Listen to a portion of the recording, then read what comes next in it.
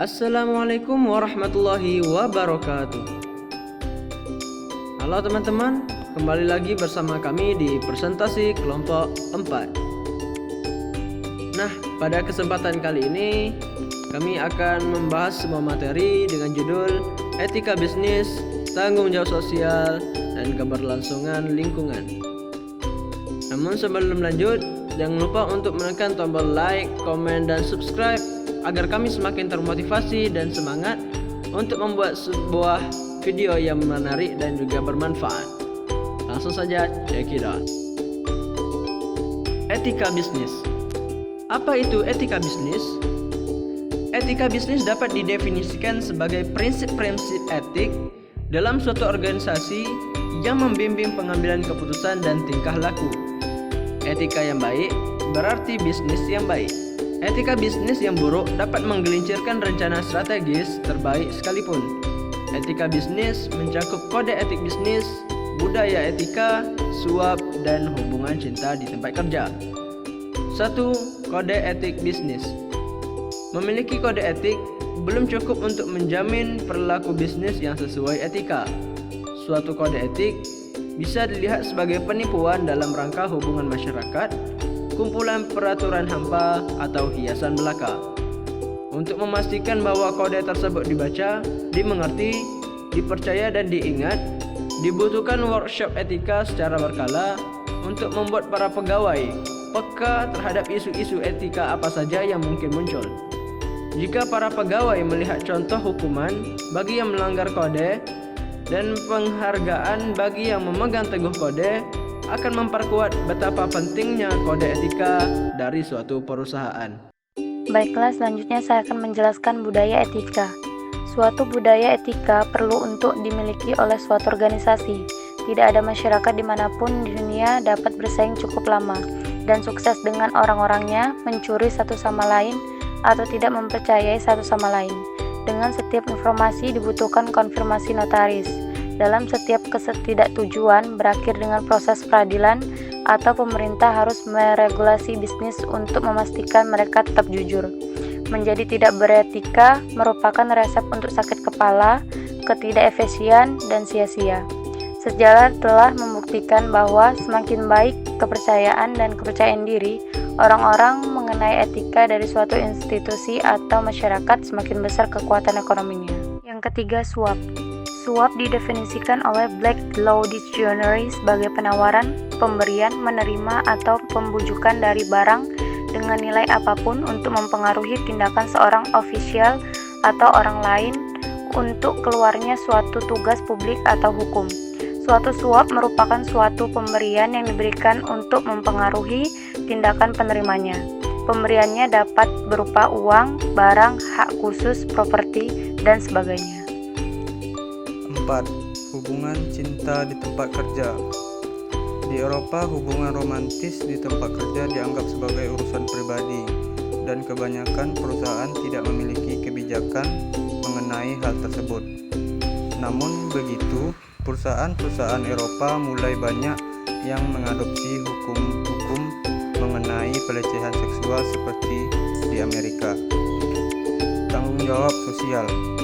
Tanggung jawab sosial adalah tindakan yang diambil oleh suatu perusahaan melebihi dari yang diwajibkan secara hukum untuk melindungi atau memperbaiki keberlangsungan dari makhluk hidup.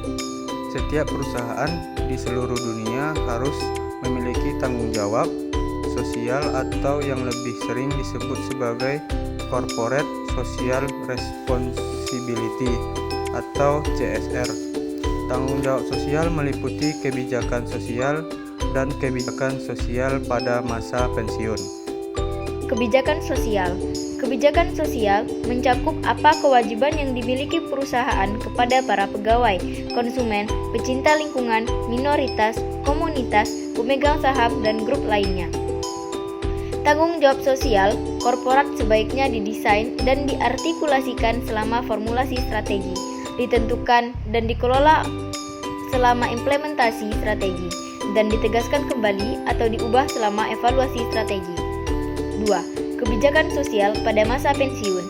Penanganan masalah terkait dengan masyarakat yang menua ini sebaiknya diperhatikan oleh perusahaan-perusahaan di seluruh dunia, sehingga perusahaan akan mempertimbangkan untuk mengalokasikan tanggung jawab sosialnya kepada masyarakat yang lanjut usia. Selanjutnya, keberlangsungan lingkungan. Keberlangsungan adalah sejauh mana operasional dan tindakan suatu organisasi melindungi, memperbaiki, dan mempertahankan daripada membahayakan atau merusak lingkungan. Strategi perusahaan dan negara semakin diteliti dan dievaluasi dari perspektif lingkungan alamiah. Bisnis tidak boleh mengeksploitasi dan memusnahkan lingkungan alamiah. Masyarakat menghargai perusahaan yang melaksanakan operasi dengan cara memperbaiki, melestarikan, dan memelihara lingkungan alami, sehingga perusahaan yang melakukan operasionalnya dengan memperhatikan lingkungan hidup sekitar akan mendapat nama baik dalam masyarakat. Dengan nama baik itu pula dapat mendorong penjualan produk atau jasa perusahaan yang secara tidak langsung akan meningkatkan profit perusahaan. Merusak lingkungan dapat dianggap tidak beretika, melawan hukum, dan mendatangkan kerugian perusahaan. Keberlangsungan lingkungan mencakup kurangnya perubahan standar mengelola urusan lingkungan dalam perusahaan, sertifikat ISO 14000 atau 14001, serta kehidupan liar. Kurangnya perubahan standar. Standar yang seragam mendefinisikan tindakan perusahaan yang bertanggung jawab atas lingkungan sedang dimasukkan dalam ranah hukum. Secara strategis, perusahaan harus menunjukkan kepada pelanggan dan pemegang saham bahwa usaha penghijauan mereka adalah substantif dan menempatkan perusahaan terpisah dengan pesaingnya. Yang kedua yaitu mengelola urusan lingkungan dalam perusahaan.